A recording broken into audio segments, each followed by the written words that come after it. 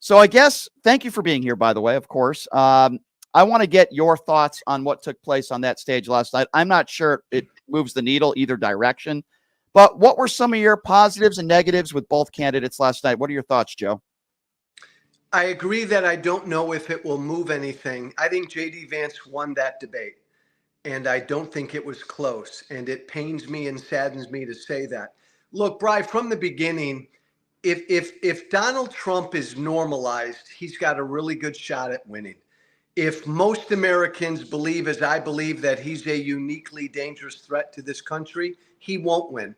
JD Vance did a great job last night of normalizing Trump and also normalizing JD Vance.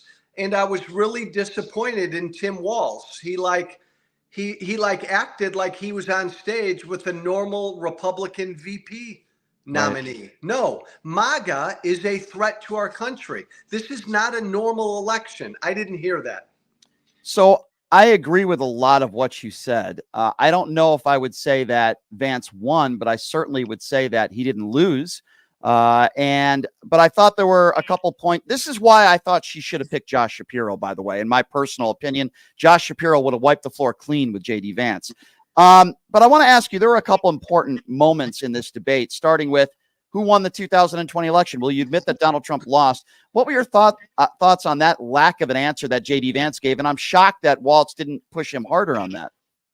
Utterly disqualifying, right? 4 years later, you still can't say that Donald Trump lost the election. That alone right there is why Vance and Trump should lose. But Brian, I'm with you.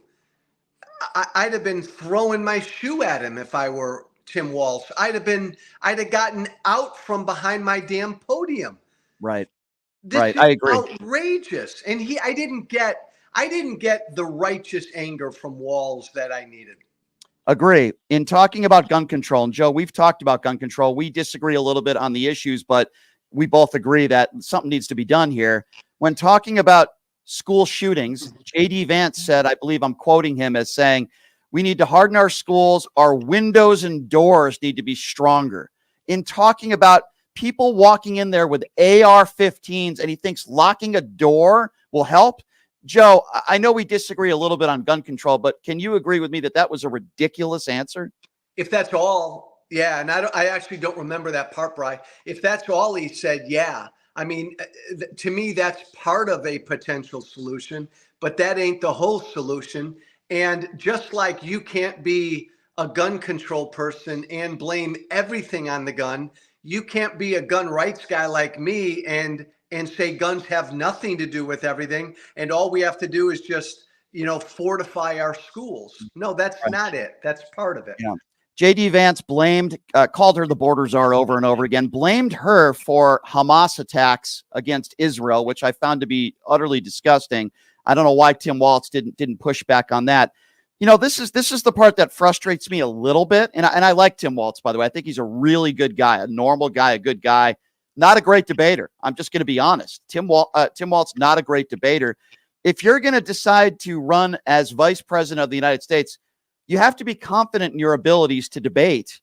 And even though he had more facts and JD Vance dodged a lot of questions and lied, let's just be honest, at the same time, Walz had, in my opinion, so many opportunities to interject, to give him a ton of pushback. Didn't even talk about the hurricane when Donald Trump shows up there the other day and lies about Joe Biden's alleged lack of interaction with Kemp, and we know that's not true. He didn't bring any of that stuff up. He didn't bring up the cat lady comments. He didn't bring up how JD Vance was attacking everybody in this country when they not having kids. Joe, why didn't he bring up any of that stuff? And again, Brian, this goes to part of why I believe Vance won. Vance did a great job. I disagree with him, but he did a great job going after Kamala Harris. He did a great job landing a bunch of blows. To what you said, Walsh didn't do any of that. You're a VP candidate. Part of your job is to be the attack dog. I didn't get him attacking Trump, not nearly as much as Vance attacked Harris. Walsh looked nervous to me. Look, Brian, and I'm a former politician, There are retail politicians and wholesale politicians. Retail politicians are the guys that go into the coffee shops and the diners, and they can mix and mingle with regular folk. Tim Walz is that kind of guy. JD Vance is not that kind of guy because he's weird. But JD Vance in front of a camera on TV is damn good and damn polished and damn slick. Walsh didn't have any of that. He looked nervous.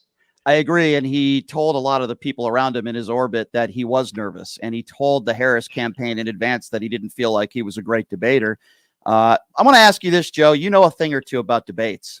If you had an opportunity, I'll kind of put you on the spot here a little bit. If you had an opportunity for a closing remark and you were standing a few feet away from JD Vance, Joe, and you were running against him for anything, I'm just curious, at this point, what would you tell him and what would you say to the American people?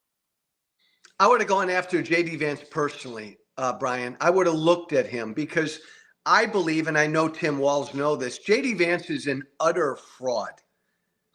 It was just a mere few years ago that JD Vance said Trump is America's Hitler, that Donald Trump is an utter danger to this country, that Donald Trump hates on way too many people.